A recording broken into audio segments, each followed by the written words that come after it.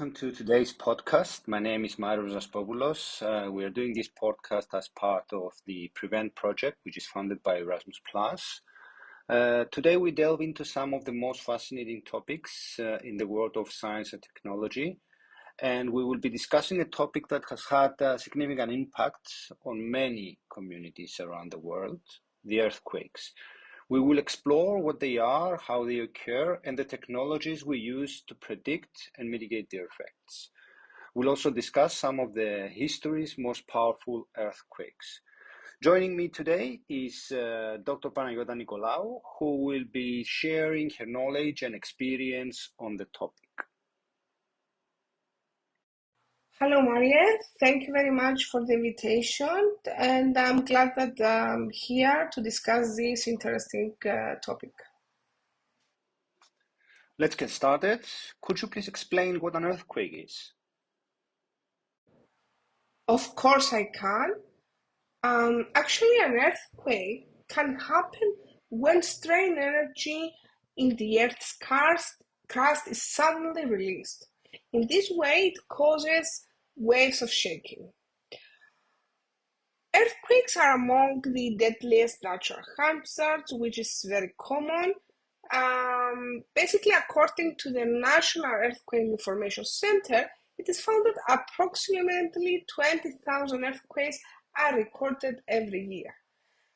If you measure this, it is around 55 earthquakes per day. Out of these, about 100 can cause significant damage, and around 16 are considered major earthquakes, which with magnitudes of 7 or higher on the Richter scale. This is based on the Earthquake Hazard Program in 2022. That's indeed a really staggering number. It really puts into perspective how common these events are. You mentioned earlier that earthquakes cause significant loss of life and economic damage. Is that right? That's correct. Can you imagine that every year we have 60,000 people that die from natural disasters, with many of these deaths resulting from building collapses caused by earthquakes? So it's a huge number. That's also the reason that by understanding the earthquakes and how we can prepare actually for them, it's very important. Speaking of which, could you please tell us some of the most powerful earthquakes ever recorded? Sure, Maria. The most powerful earthquakes ever recorded in history were three. The first one, the Valdivia earthquake in Chile in 1960. The second one, the Prince William Sound earthquake in Alaska in 1964. And the third one, the Sumatra earthquake in Indonesia in 2004. The first earthquake had a magnitude of 9.5, making it in such a way the strongest ever recorded. It actually killed 1,655 people, 300 injured, and 2 million people displaced. And it caused approximately $550 million in damages. The second one, in Alaska in 1964, had a magnitude of 9.2, and it killed around 128 people. And also it cost approximately $311 million in damage. The last one, the earthquake in Indonesia in 2004, had a magnitude of 9.1, and with this earthquake triggered a massive tsunami actually, which this resulted in 227,000 deaths and cost $235 billion in damage. Wow, that's incredibly tragic. And we recently had a high magnitude earthquake in Turkey and in Syria in 2003, is that right? Yes, you are right, Maria. Recently, we had a high magnitude earthquake in Turkey and Syria in 2023, and this earthquake caused $34 billion damages. So, where are earthquakes more likely to occur?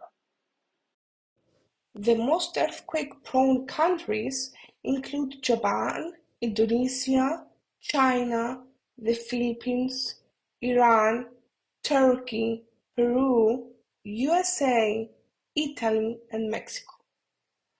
These countries are particularly vulnerable because they are either located near to tectonic plate boundaries or they are situated above fault lines. Could you please break down how earthquakes actually happen? Sure. As we discussed earlier, the Earth's crust is made up of tectonic plates that float on a liquid mantle. These plates are constantly moving, and when they collide, they build up pressure until it's suddenly released as an earthquake.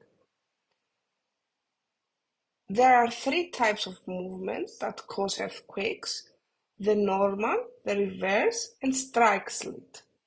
Each movement type can lead to different magnitudes and impacts.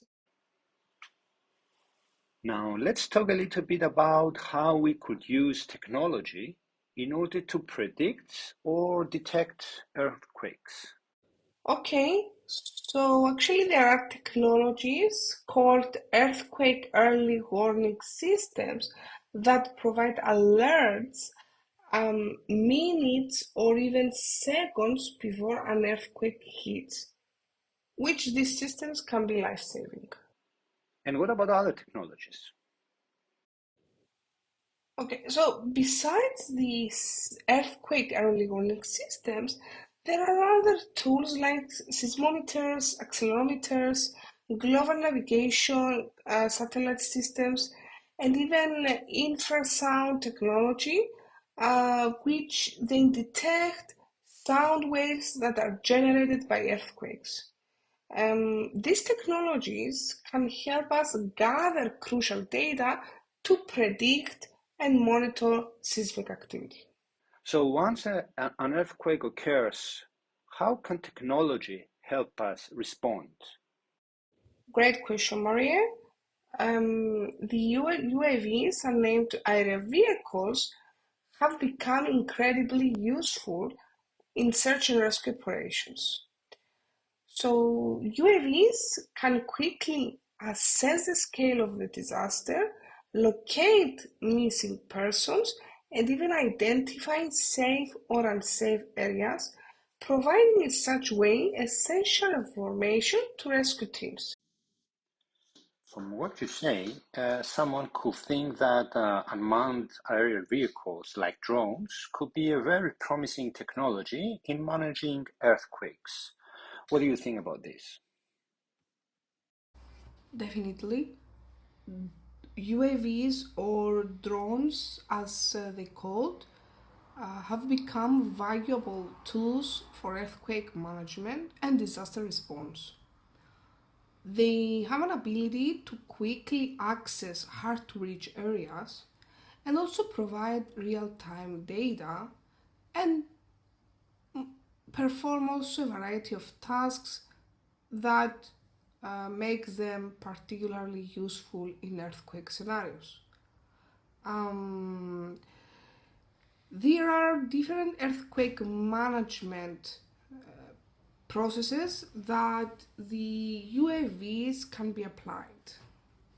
These management processes include damage assessment, such as 3D mapping. So, in 3D mapping, UAVs use photogrammetry and LiDAR sensors in order to create 3D maps of the affected areas. by providing also detailed visual models that help in planning, rescue, and recovery efforts. Actually, this is particularly useful in urban areas where some of the traditional methods of inspection are slower and more dangerous. Another damaging assessment is the aerial surveillance. In this case, UAVs are equipped with high resolution cameras and sensors that can quickly fly over earthquake affected areas in order to capture detailed images and videos.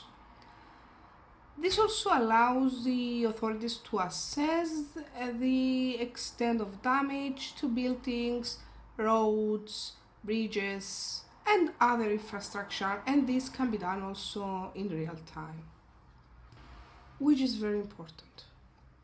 Another process is the search and rescue operations.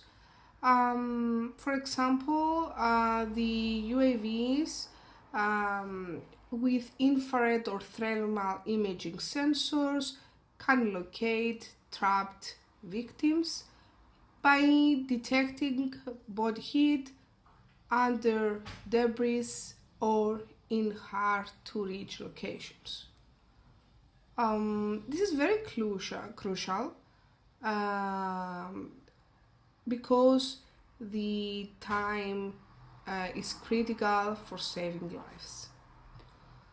Moreover, the UAVs can be programmed to fly over collapsed buildings and look for signs or life of movement. So this can be also combined with AI algorithm in order to provide object detection, and in this way they can identify human forms and guide also the rescue teams to specific locations. Another important process is the communication and connectivity that the UAVs can provide. For example, earthquakes often disrupt the communication networks. Thus, UAVs are equipped with communication relays or Wi-Fi hotspots that can temporarily restore mobile communication and internet connectivity, enabling in this way the rescue teams and the survivors to communicate more effectively. Moreover, the UAVs can serve as a bridge to transmit crucial data from isolated or cut-off areas to central command stations, ensuring in this way timely coordination of emergency response teams. Another important process is the supply delivery. So in this case, UAVs can deliver emergency supplies such as medical kits, food, water, blankets to areas that are inaccessible due to damaged roads or infrastructure. Actually, they are particularly effective in reaching remote locations where conventional vehicles might struggle to go. Moreover, UAVs can monitor aftershocks, so they can be deployed to monitor earthquake-prone areas and assess the stability of infrastructure after the initial quake, especially aftershocks that may pose further risks.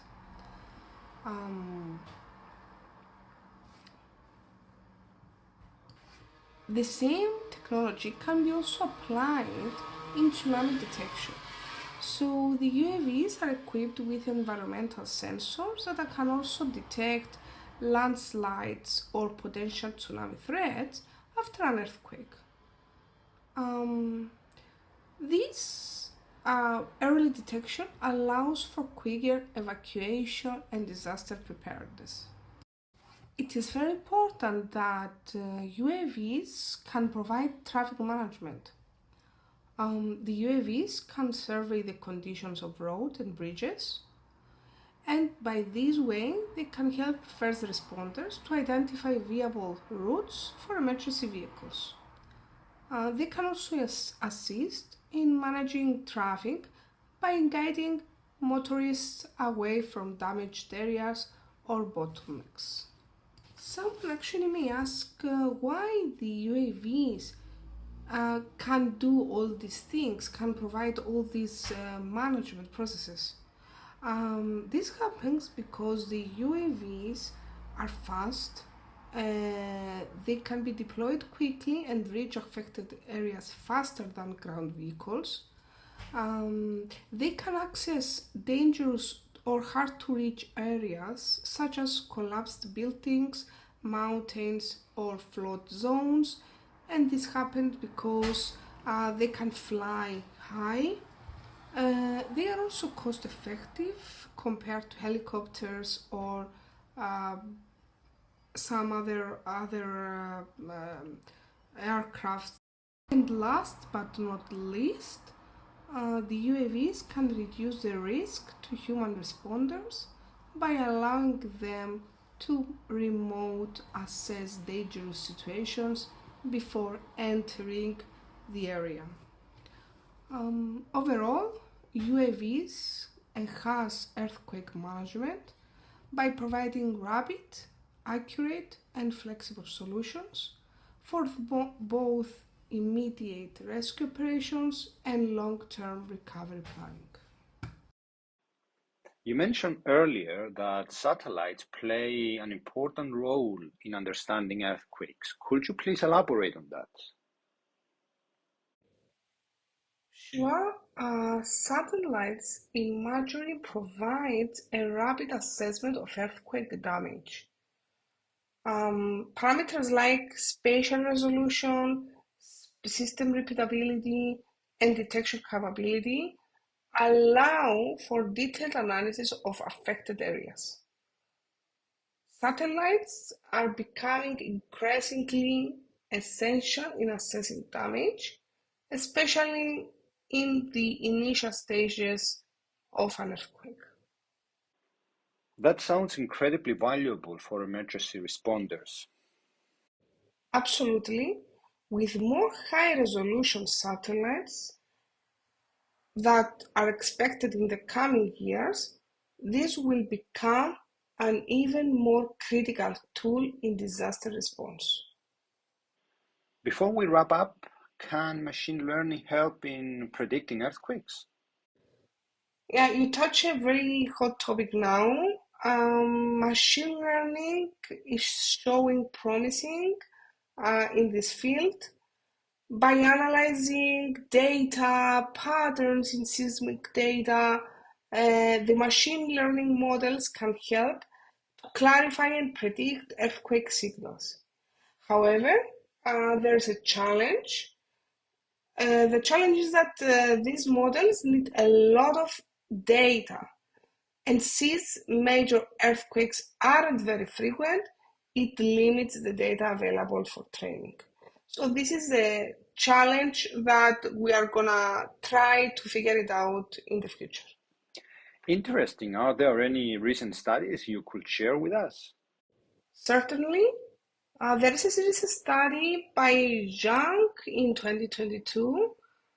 In this paper, they use high spatial resolution thermal infrared data to predict earthquakes using a heat core filter. Um, in the study, they found that their model could predict earthquakes within 200 kilometers and 20 days of anomaly appearance, offering valuable insight into earthquake prediction. That's indeed impressive. It seems that there is a lot potential for improving earthquake prediction and response.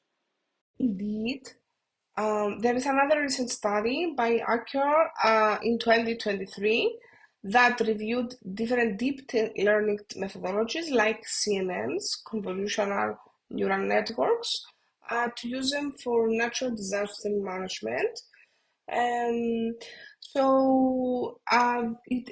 this study shows that CNNs are effective in tasks like earthquake and damage assessment. However, there are some remaining challenges in retaining spatial information and optimal feature representation. This has been a truly insightful discussion. We've learned so much about the mechanics of earthquakes, the most powerful ones in history, and the amazing technologies that help us predict and respond to them. Absolutely. It's incredible to see how advancements in technology, from machine learning to satellite technologies, are helping us better understand and manage the impact of earthquakes. Thank you very much, everyone, and especially Panayota for having this discussion with me today. Thank you very much, Maria.